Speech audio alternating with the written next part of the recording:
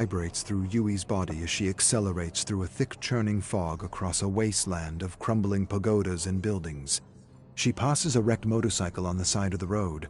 Not far from the bike, a rider tries to stand but collapses on a shattered leg. She can't stop. She won't stop. She needs to win. She needs to reach the... She's not sure anymore. She looks left and right as she zips past the ruins of her hometown. She passes the same rider again, trying to escape the blazing wreck. Doesn't make any sense. Nothing makes sense. A demon yells in the fog. Seems like he's right behind her, lurking in the fog, waiting to jump out at her. She maneuvers through piles of flesh and gore of fallen riders, burning and sending puffs of swirling smoke up into the darkness. She yells helplessly, and the dead, smoldering riders begin to evaporate into a column of light breaking through the darkness. A rider suddenly stands in front of her. She skids, loses control, and tumbles over the road. Her insides feel like mush. Things are broken everywhere. Cracked bones rip through her skin, spitting out black, warm fluid. She tries to rise, but a bone jutting out of her black jeans won't let her stand. Like the fallen rider she ignored, she's broken, helpless, and soaked in gasoline. Misato studies Yui closely. To dream of fog and darkness means you see yourself as an imposter, perhaps even a failure. Yui nods and absorbs her friend's interpretation. Misato sips her beer. To see light means you'll overcome whatever is holding you back. To dream of a crash or a dead end could mean the death of something you want, something you wish for. Yui sighs and doesn't know if she wants to hear all this. The demon? The Oni? Why was it chasing me? Misato nods. The Oni could mean you're struggling to maintain your humanity as you chase your dreams. That you may be torn between right and wrong, between good and evil. Misato laughs to herself as she finishes her beer. Maybe winning isn't everything. Maybe you're greedy. Maybe you're trying to swallow an ocean when a glass of water would suffice. Yui scoffs. Greedy? I'm broke and you're paying for the beers. Misato shakes a drunken finger at her. Greed isn't just about money, Yui. It's about wanting more of anything. More races, more trophies, more fame. Maybe your need to prove yourself is killing something in you that doesn't want to die. Yui sighs and downs her beer. Enough stupid talk and more drinking.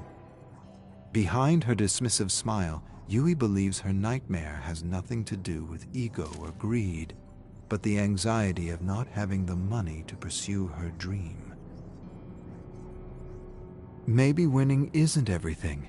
Might not be everything, but it is rent money and groceries and beer for the next few weeks if she wins the Secret Four. But before she can win, she must be given a chance to race. Shinji, the favorite, has found a way to keep Yui out of the race, convincing the organizers that a female racer would undermine the Secret Four. It's chauvinistic, barbaric, dated, but it's also her reality.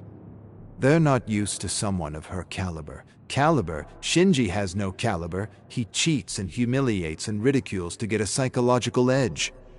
She knows his game, and he knows he's going to have to race her one of these days.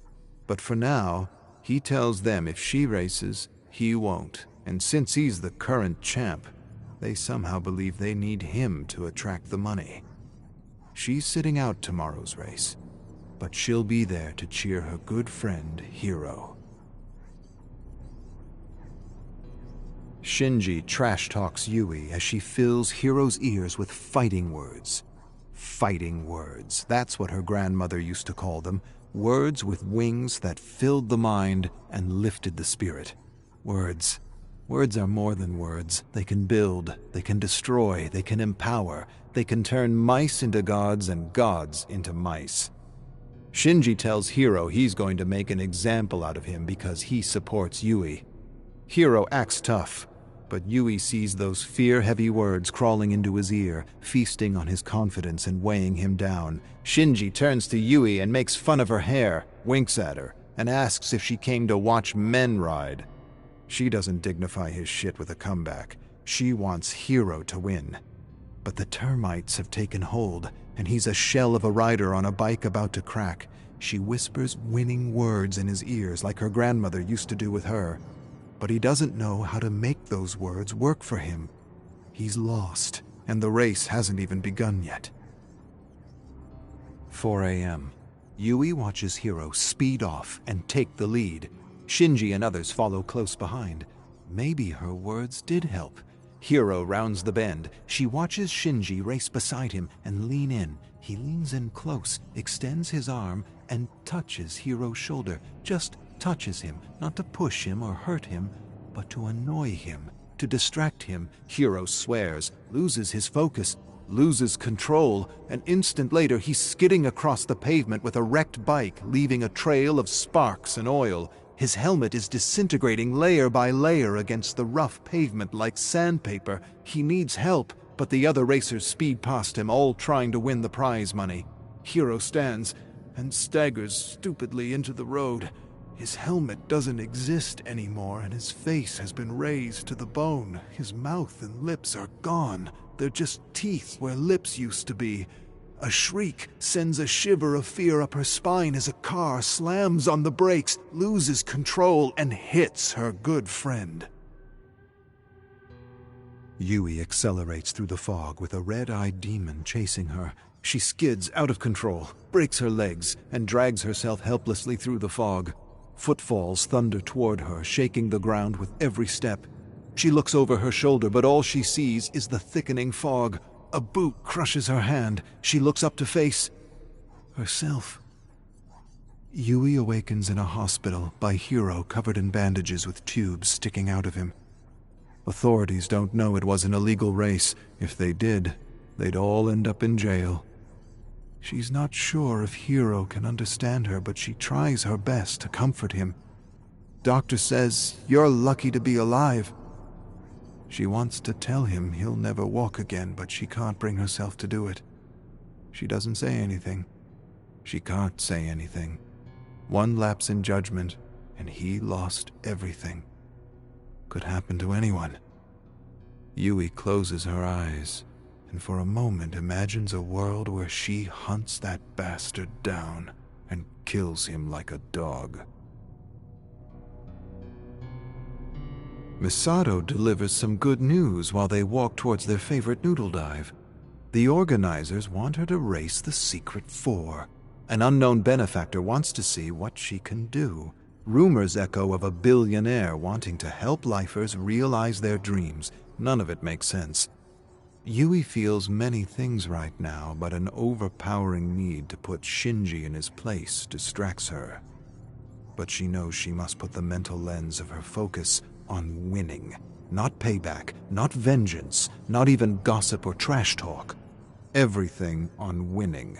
Not just to impress an eccentric billionaire, but to pay the rent and grocery bills. Yui walks up a mountain path she recognizes and sees a woman standing at the edge of a precipice. She reaches out to the woman, knows something's wrong. The woman turns to her slightly, and Yui realizes she's staring at an older version of herself. Gray hair, bloodshot eyes, tears streaming down her face.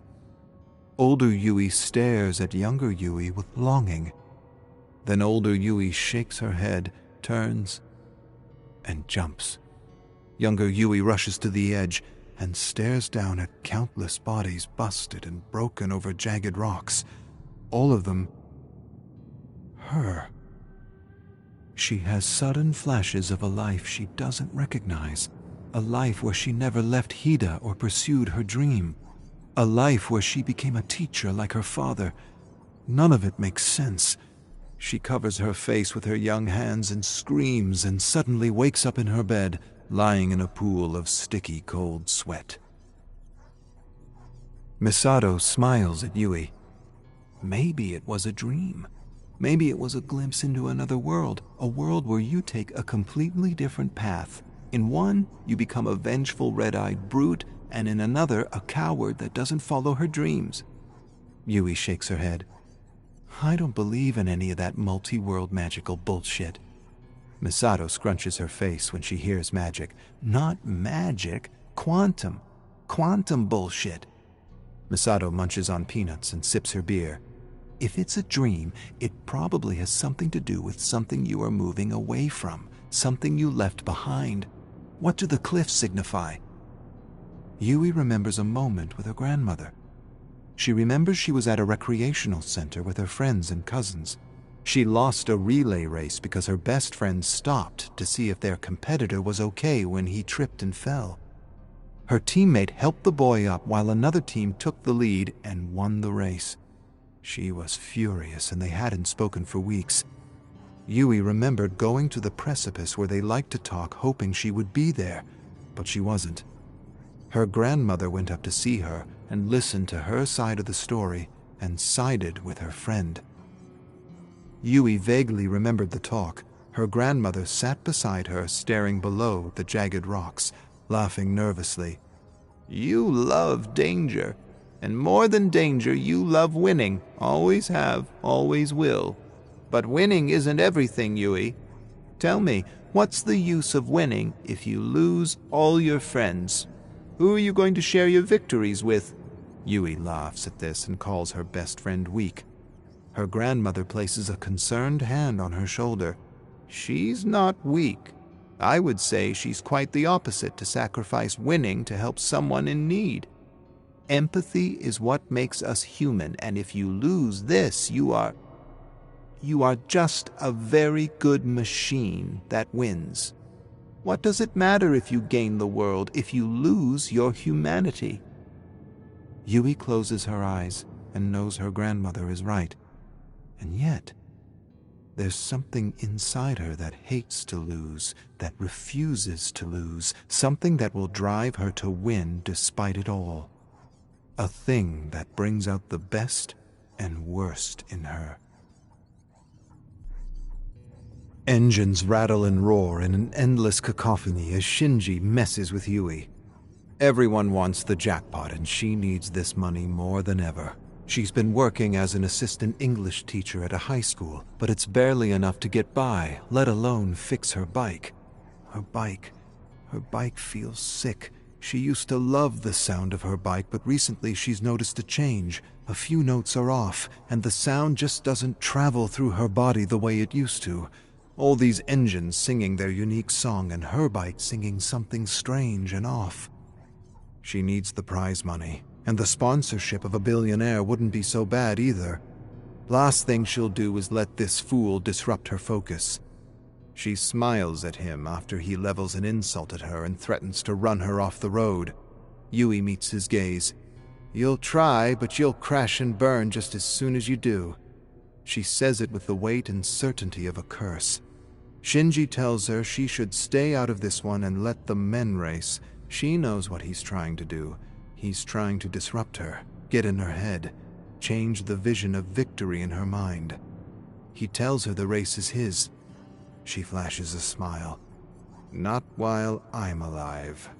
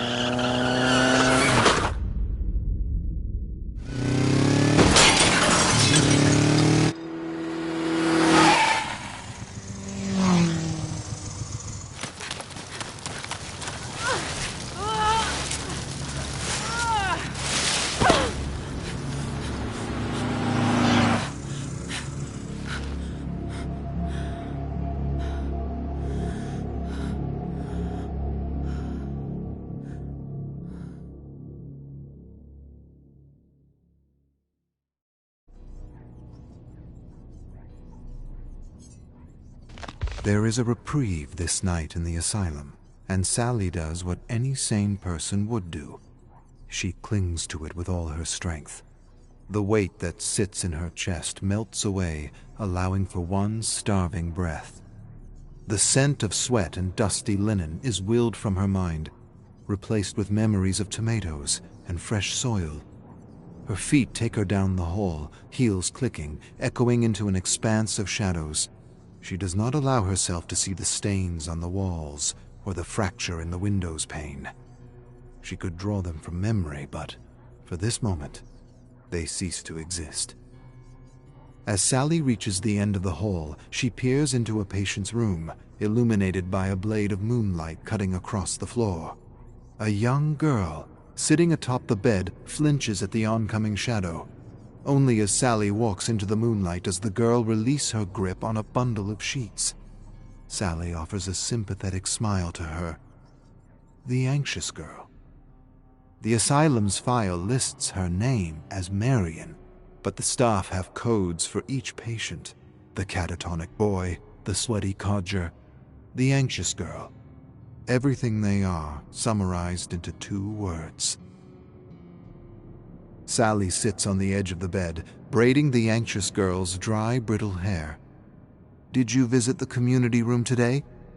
The anxious girl hugs her pillow. "I stayed here." A light moan carries through the hall, the first indication that peace will soon be broken. Sally does her best to ignore it, weaving one strand of hair over another. "Did you know that room has a chair by the window? You can see the robins building a nest in the trees." The anxious girl looks to the hallway, her shoulders tensing as she listens to the distant moan. Sally gently rubs the girl's shoulder, wordlessly offering her sympathy. They sit for a short time, until a scream carries through the hallway. Sally marches down the hall to the source of the scream. Patients, each in their own rooms, react, an interlude of cries and shrieks joining in, accompanied by the thumping of a head slamming into a wall. The volume builds louder and more chaotic until finally, as if reaching a crescendo, a patient howls. Sally rushes into a room, moving towards a hideously scarred woman restrained to the bed, whose scream slowly dies into soft, mirthful laughter. "Did you enjoy the song, sweet nurse? I call it Concerto of Lunatics." The asylum is wide awake now, alive, anxious. The scattered shrieks and moans of patients ricocheting through the halls. Sally's chest tightens as she struggles to breathe. Why must you rile them? The broken woman smiles beneath the swathe of bandages over her scarred face. Through 2 small holes, mismatched eyes, blue and orange, sparkle.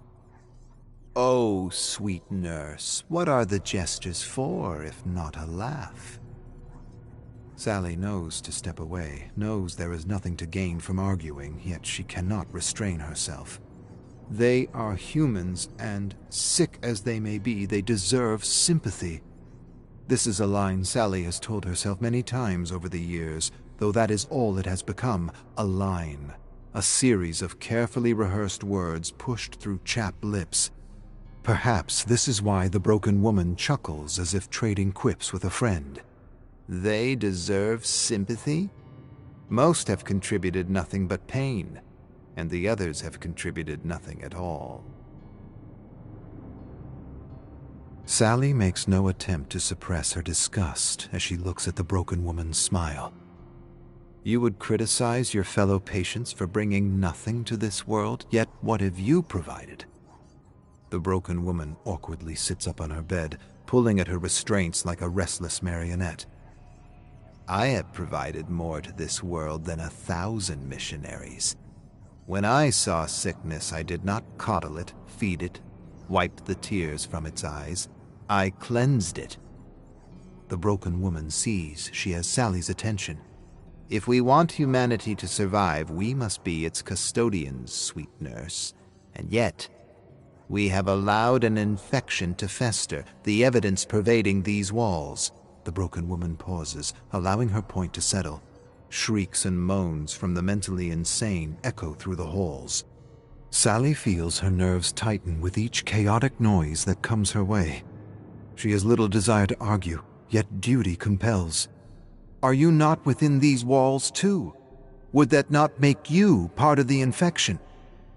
The broken woman smiles as if expecting this question.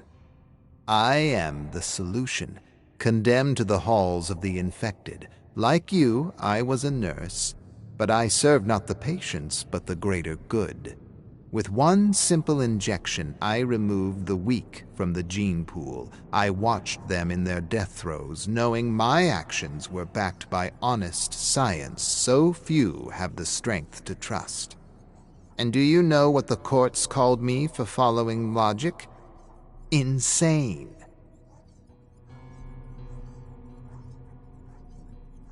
The days pass, but Sally's unsure how many.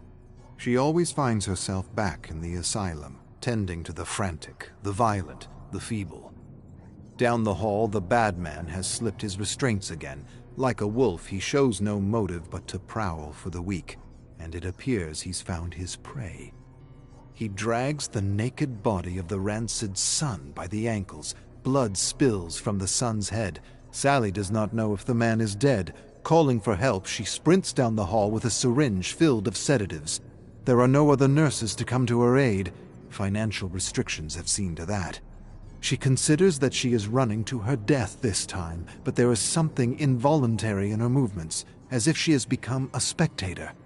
The bad man lets go of the rancid son's ankles and turns his attention to Sally. He fails to notice Harvey Cavanagh, the plump orderly, round the corner behind him. Harvey slams the bad man into the floor as he's done to so many patients. Sally jabs a sedative into the bad man's neck. The bad man sags in place, and with a look of bewilderment, falls to the ground. The decrepit hall is silent. Sally looks over the scene at her feet. Cavanagh's sizable frame hefts up and down as he catches his breath, thick arms slung over the bad man who rests peacefully. The rancid son, either unconscious or dead, lies beneath them with Cavanagh's boot pressed against his nostril. The smear of blood from his head goes on for 30 feet down the hall before curling into an adjacent room. Sally laughs to stop herself from screaming. Sally finds herself in the broken woman's room. The mismatched eyes of the broken woman appear sympathetic as the sunlight shimmers over them, yet she speaks with sharpened words. Shame about that bloody disturbance yesterday. Boys like that are made a certain way, not built for civil society. The big brutish one, well, it is as plain as the skin on his face. And the other, oh, the other one hides it well. But have you looked at his family's name? That will explain everything. Sally wills herself to think of a gentle lake, lilies and... no. All she can see are the grimy asylum walls and bloody bandages. There are no gentle breezes to distract her, only the broken woman's voice, prodding deeper. Did you not have a husband, sweet nurse? I recall the newspaper article. Hand a heart, my dear. I cried at his unfortunate death. You would have had beautiful babies. To now be here, a widow of pure genes, serving the filth of the world. Such a turn of events. Sally gets up, leaving a bandage half-wrapped. Her feet shuffle imprecisely as she moves for the door. She tries to push her thoughts away, knows she shouldn't think it, but it is such cruelty. Her love was pure, her husband pure, and those who live in these holes are anything but. Yet these sick, twisted beasts receive the care and attention deserved to the man she lost. Her throat catches on each breath. Her vision blurs. She wants to run, but knows it's no use. No matter where she goes, she always finds herself back in these holes. With swirling thoughts, one stark realization breaks through. It is not she who keeps the insane confined to these holes, but the insane who confine her. She falls to the unforgiving floor. A lush green field dotted with salmon-colored lilies and patches of pine trees surround the lake. The colors are more vibrant than Sally remembers, and though it smells of fresh rain, the sky is clear. Andrew sits next to her on a blanket, his blonde hair nearly white in the sun. She wears the dress he had bought her. "A symbol of my love," he had written on the card, and for a man of few words, it meant many. He wipes the grass stains from his calloused hands and turns to Sally. "We should get home. The lake will still be here tomorrow." A cold breeze sweeps through the meadow, bringing with it the scent of sweat and dusty linen. She grips his wrist with both hands. "Just one more minute. Please, one more." She hears saws ripping through lumber, the sound heightening with each violent slash. Tighter, she holds Andrew's wrist, pressing her head into his shoulder and bracing herself. An immense tree slams to the ground behind her, sending twigs and dirt into the air. One after another, they come down in booming, ground-shaking jolts. Sally coughs through a cloud of dust, keeping her grip on Andrew the entire time. A bead of blood trickles down his arm, coming to rest on her finger. She looks up to see her husband's skull broken open, spilling blood and chunks of brain. One stark white eye looks out from the carnage, focused intently on her.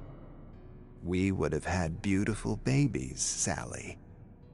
She collapses into the crimson muck of his chest and cries. The skin on her hands flakes away, turning to dust. She loses her grip on him. Everything she was, down to the dress she wore, decays, blown away in the wind. The sweaty hands of Kavanagh shake her as she awakes on the asylum floor. She's in the hallway again. The scent, the stains, her heels clicking. It's the same. Occasional moans and shouts carry from nearby rooms, short bursts of mania or terror that emerge and intermingle. The concerto of lunatics. Sally enters the anxious girl's room and sits at the foot of her bed. The girl flinches, but after a second's pause, lifts herself up. Illuminated under moonlight, she offers a timid yet warm smile. Sally takes 3 strands of the girl's hair and begins to weave a braid. "Did you see the robins today?" But Sally doesn't wait for the girl's answer. "Another day hiding, wasn't it? And what about the robins? They will be dead by the time you leave this room." The girl's shoulders tense, and Sally feels herself do the same. She takes a deep breath, attempting to calm herself. As she parts the hair back from the anxious girl's skull, she spies tiny writhing creatures. An infestation of lice crawls through the girl's hair. Sally pulls her hand back and slaps the girl across her face. "Filthy!" Their eyes lock. Confusion and startlement among them both. Tears trickle down the anxious girl's helpless face, wet chin trembling. Sally takes a step back. She thinks to apologize, to explain the stress she's been under, but something in her refuses. "Filthy girl!" She storms from the room. Sally, her face emotionally void, sits next to the broken woman's bed. She finds herself more and more in this position, listening to the woman ramble. The broken woman fidgets with her restraints, fixated on an unscarred piece of skin at the base of her hand. "Purification comes in many forms. We must all make sacrifices." She curls a finger inwards and scratches at the clean piece of skin until it's torn off. "For the most grotesque offenders, the genetic abominations, we must take extreme measures. Otherwise you get, well, the results surround you." Sally sits motionless, her tired eyes the only indication that she's conscious. The broken woman speaks as if chatting with a friend over tea. "Do you know what I could do? I could tell you the ingredients for my special injection, the one I used on my patients. A quick little prick and they'll writhe as if a purifying fire burns within. A fitting way to deal with inhuman filth, wouldn't you say? Are you hearing me, sweet nurse? You don't have to be their servant anymore." Sally feels the asylum closing in on her. Whispers of paranoid lunatics spill through the cracks. She wonders how long she can walk this hallway, questions if it ever ends. She passes the catatonic boy in his wheelchair, staring deep into the walls. He gazes in her direction, though his eyes look through her. "Has the trial begun?" He lets out a scream, pausing as if having startled himself, then laughs.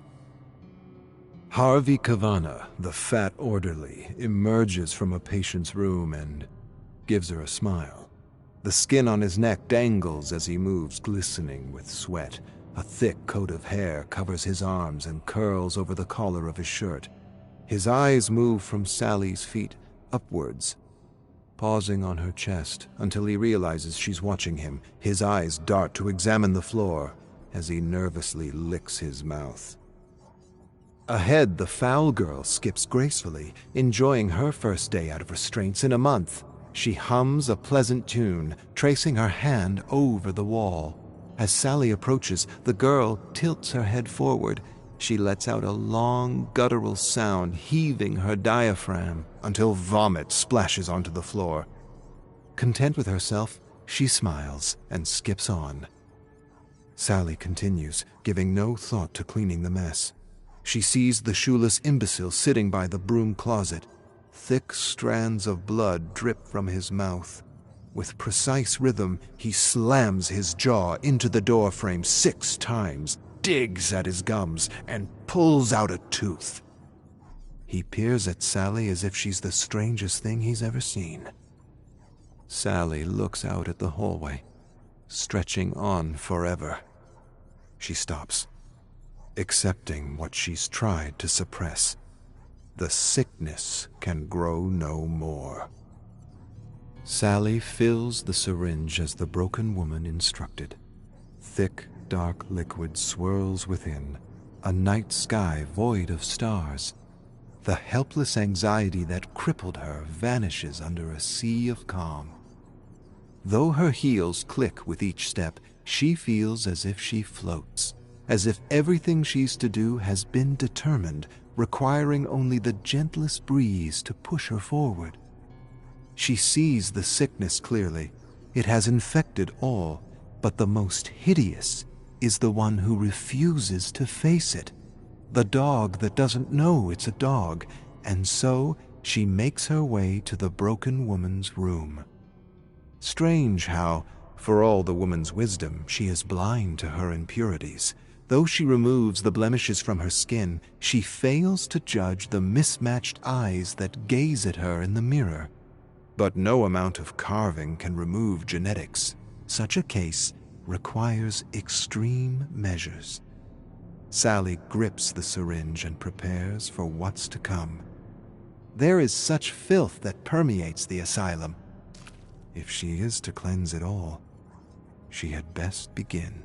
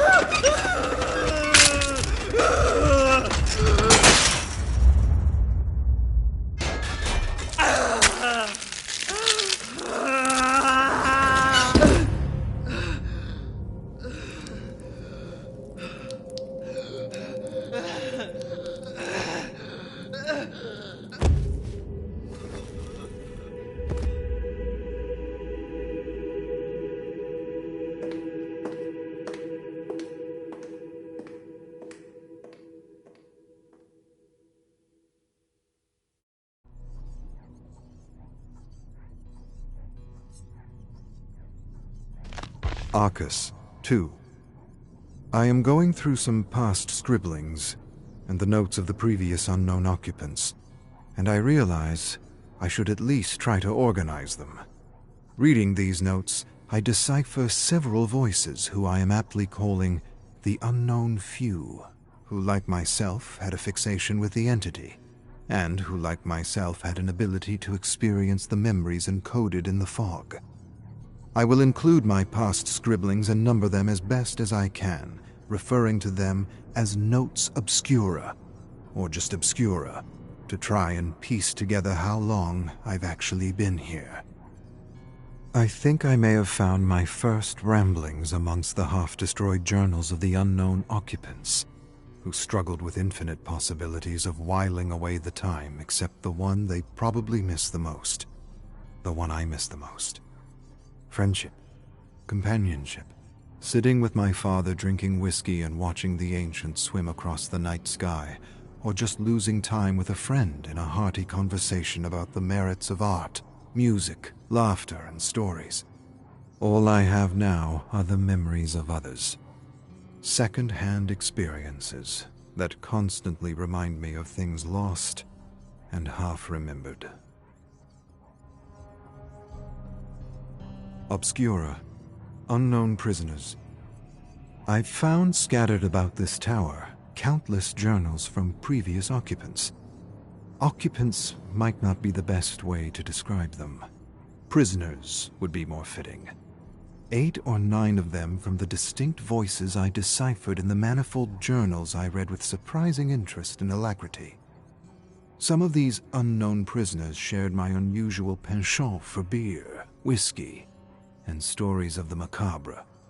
Others seemed to be raving lunatics, writing not journals but senseless notes. Notes from the absurd, I call them. Strange musings and endless contradictions about places and characters observed and consciously or unconsciously improperly described. These notes from the absurd seem to start with unintelligible gibberish. They are quite different from anything I've seen or read, as though written by someone driven by madness or some other motive to undermine any attempt to make sense of this world. Along with the notes I found illustrations and survivor statements from police files, and thousands of short stories in a dark chamber in the basement. They had been piled up and set ablaze, but quickly extinguished with some sort of a putrid rotting sludge. I cleaned the chamber and stacked all the stories in piles to go through and organize at a later date. For the time being, I see no reason to remove them from what I am now calling the Chamber of Blood. Chamber of Blood, Survivor Statement, Falls City Police Department, August 7th, 2011. Sean Dint. I was listening to a podcast of creepy stories with my friends, Adrian, Mia, Tina, and Bill. I can't remember which one of us figured out how to do it, but we realized that the stories were codes to pass on coordinates of locations of interest for some group or cult or whatever. We decoded a few other stories and came to the conclusion that these people were sending encrypted locations of places where they believed there would be ghosts. We didn't buy any of that paranormal crap, and we were just having fun drinking and decoding the stories and looking up the places on satellite maps. But when the coordinates of one story turned out to be close to us, we thought we could check out the place for fun. Adrian rented a car and we headed up to what was left of the crumbling asylum. There was nothing but overgrown ruins, but I remember this unnatural black fog, and it was like we were at the asylum but some other version of it. It was really strange. And that's when we saw this thing, this giant samurai with a demon mask lurking about as though it had stepped out of one world and into another. He killed Mia first. I don't remember what happened exactly, I just saw. I saw her head thump and tumble across the ground. I don't remember much. I remember crawling out of the fog and that demon or apparition or whatever that thing was couldn't follow me, like it was blocked by something invisible. Not long after, a man who called himself Hans and who identified himself as a detective arrived and asked me questions about what I had seen. He took some notes and seemed a bit strange. Then when he heard the sirens approaching, he disappeared, just like that. When the police arrived, the fog was gone, leaving only the hacked remains of my friends. And now I'm here, and you're telling me that you don't know who that detective was and that you want me to show you how to crack the code of the podcast. But I can't because I don't know. That was my buddy Tina, and she's hacked to pieces, you assholes." Chamber of Blood. Notes from the absurd. Emperor Dwight. "Ha! Bubblegum tuna on Tuesday. Sir Regal Dwight in a thicklish purple robe and golden crownee steps out into the courtyard and greets all the peasants with good words and pizza. The kingdom cheers and roars." Chamber of Blood. Harbinger of Hell. Evil Eyes. 1. Hattie Kaur lifted her chai tea, let the steaming spicy cardamom and cinnamon elixir soothe down her throat, and set down her stainless steel cup in the small tubba near her ancestral village of Mohi. The tea warmed her insides, yet she shivered cold with a nameless terror that mocked and poked at her like a formless apparition, reminding her that all wasn't what it seemed, and that there were nameless things that went bump in the night. Ever since Hattie could remember, she had seen and heard things beyond the veil, and she even had vague recollections of the day her parents disappeared while they were vacationing when she was 5 years old. She remembered the whispers, the approaching darkness, and the sense that somehow they were in another reality. She didn't remember much about that time, but she remembered being taken in by her French-Canadian godparents, the Roi, who raised her with their son, Jordan. Now Hattie and her older stepbrother Jordan were in India, filming episodes for their fairly successful web series, Harbinger of Hell, with their uncle Stefan. A fan had sought them out after having watched one of their episodes about interdimensional overlaps which Hattie could sense, feel, and even explore if her focus was right and she was able to tune in, as she so often described her process. As their luck would have it, this mysterious benefactor had funded an entire expedition all over the world, giving her brother and uncle access to countless remote and classified areas of known paranormal activity and unexplainable disappearances. Hattie sipped her tea, listening to the villagers speak a language that reminded her of her disappeared father, and she suddenly heard a familiar voice and Quebecois accent that stood out from the rest, calling out her name. A moment later, Stefan entered the tubba with Jordan. "I found the site of the massacre," Stefan said. "Finish your tea and let's get out of here." Hattie sprang to her feet and followed her uncle and brother into the scorching hot day. Chamber of Blood. Harbinger of Hell. Evil Eyes. 2. The thugs were ambushed in the valley near the ruins of the old signaling fort, a turbaned man with a beard said. "I'm not sure what you hope to find here. Most stay away from this place like the plague." He stared at the older teens as if they were mad. "You should have returned to the hotel like your uncle. Nothing here but the eyes, and they're probably watching us right now." Hattie and Jordan didn't answer, or want to explain that their uncle didn't have the stomach for adventure, that he was more of a producer and that he was trying to finish off a horror novel he'd been working on for the last 10 years.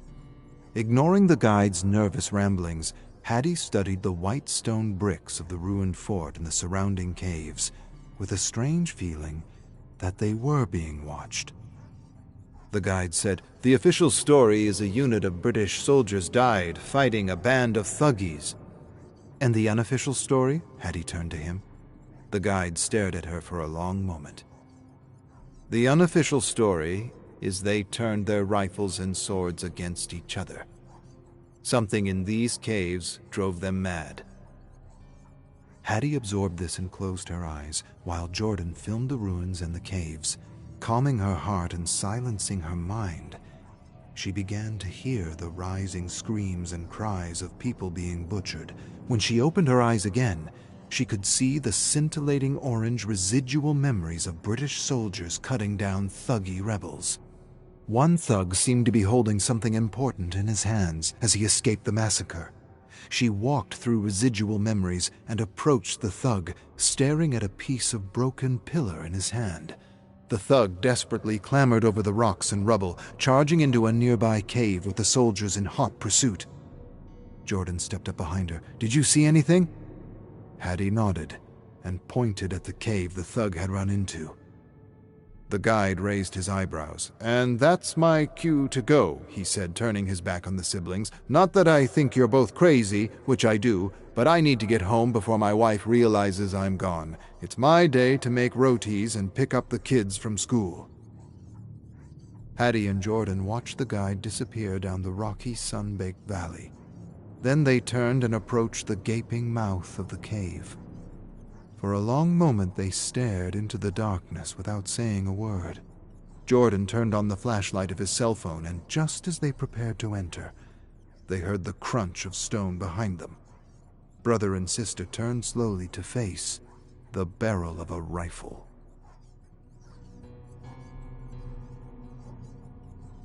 Chamber of Blood, Harbinger of Hell, Evil Eyes, 3. 3 men speaking an ancient, unknown language forced Hattie and Jordan through the dark and seemingly endless cave with flickering flashlights to illuminate the way. Somehow these captors knew Hattie had a gift and were barking orders for her in broken English to lead them to the place where the thuggy rebel had hidden the relic. She didn't recognize her captors, but it wasn't the first time someone had forced her to find something with her special abilities. Hattie followed a trail of residual memories and whispers only she could see and hear. She could sense they were walking through an overlap of realities which heightened and reinforced her abilities in an inexplicable way. She followed the scintillating orange trail and froze when the residual soldiers suddenly disappeared. Then she started when the soldiers blinked back into existence, and she heard desperate screams as something she couldn't make out attacked them. "What is it?" one of her captors asked. "She's seeing something," Jordan said. "Let her do her thing." "This had better not be a trick."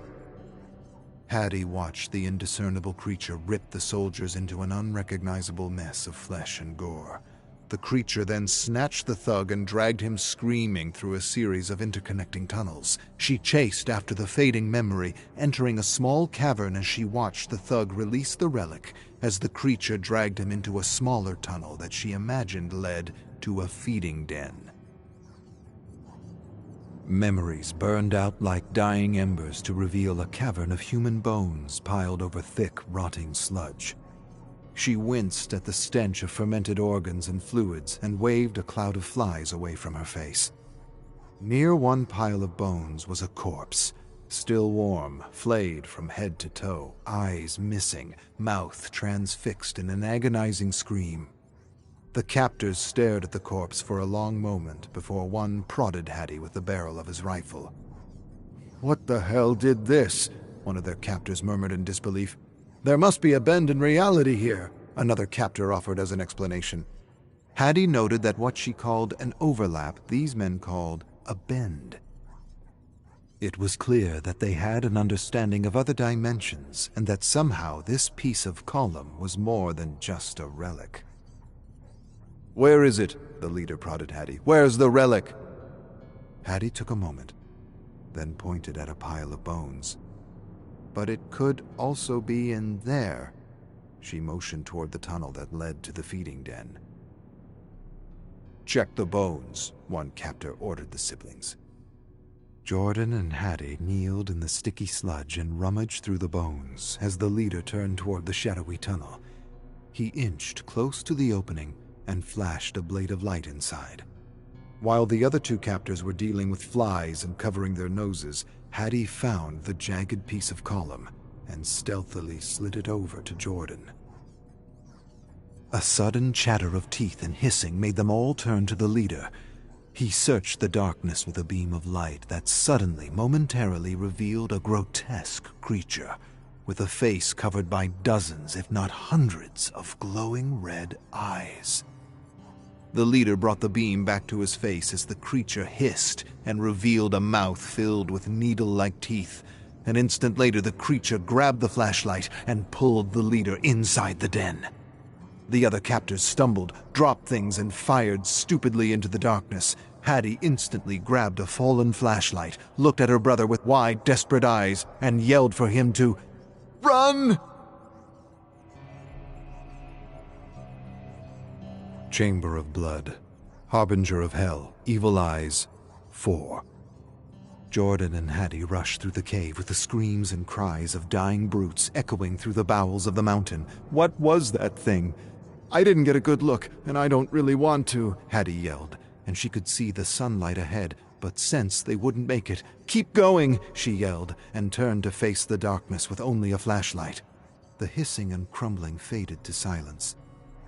She had no idea what she was going to do next. She narrowed her gaze, waiting. Teeth suddenly chattered, and 100 red eyes bore down on her. Hattie inched back and fell to the ground beside a skeleton holding a kukri in one hand and a revolver in the other. She instantly wrenched the weapons out of its bony hands and clambered to trembling feet. The creature approached, slowly, hissing and chattering, its terrible eyes fixated on her. She stared at long arms and fingers with claws like knives. She lifted her arm and aimed the revolver at its head. Then she pulled the trigger and... nothing happened. 100 eyes stared down at the revolver, then back at her. Shit. The creature hissed, then attacked with a roar. Hattie evaded. Terrible claws swished overhead and hit the wall. Bits of rock and stone rained over her. Covered in debris, she sprang up and ran, with the creature in pursuit. She turned in the gathering dust and instinctively felt the attack before it came, as she often did. With one quick thrust of her arm, the blade of the kukri severed the hand. The creature shrieked something terrible. Hattie seized the opportunity to sever the head, but the creature lunged away and the blade hit the stone wall. The kukri vibrated out of her hand, and she dove to the ground as the creature charged her.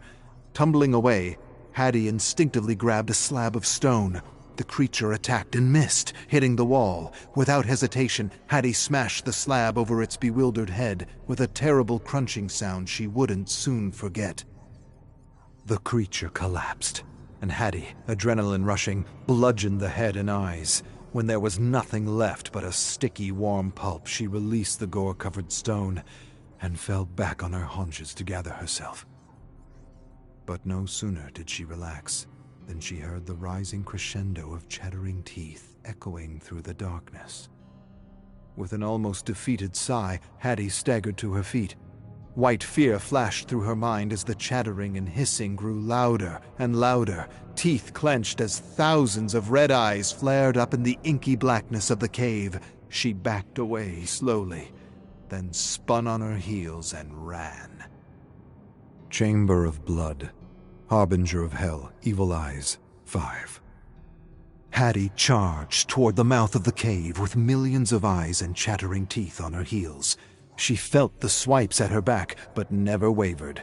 She vaulted wildly out of the mouth just as one creature lunged at her.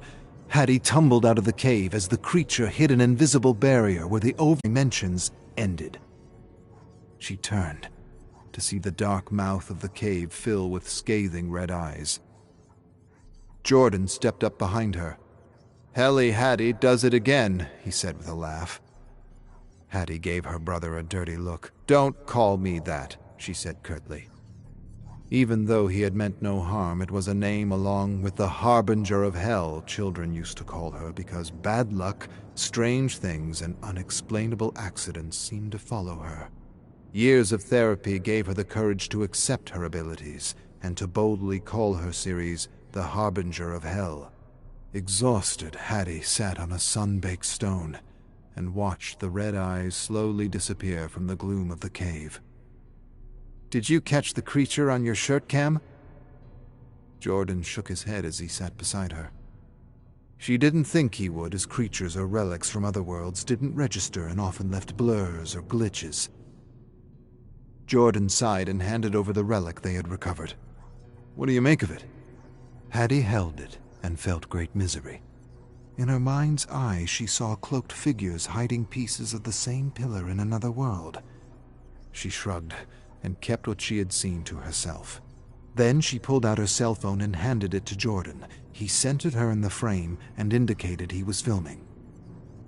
Hattie cleared her throat, mopped her forehead of sweat and soot, looked into the lens, and proceeded to address her online followers. "My name is Hattie, and I was born with a wonderful curse. All my life I've attracted strange and unusual things. and when I was 12, I realized I was able to acquire insight to unexplainable events and otherworldly places. She took a moment to calm her racing heart. She swallowed her fear, remembered she had a series to sell, and forced energy and pep into her voice. What do you need to know about India? It's where my father grew up, and it's where I am today to explore the urban legends of this amazing country. Hattie took a moment to find her words.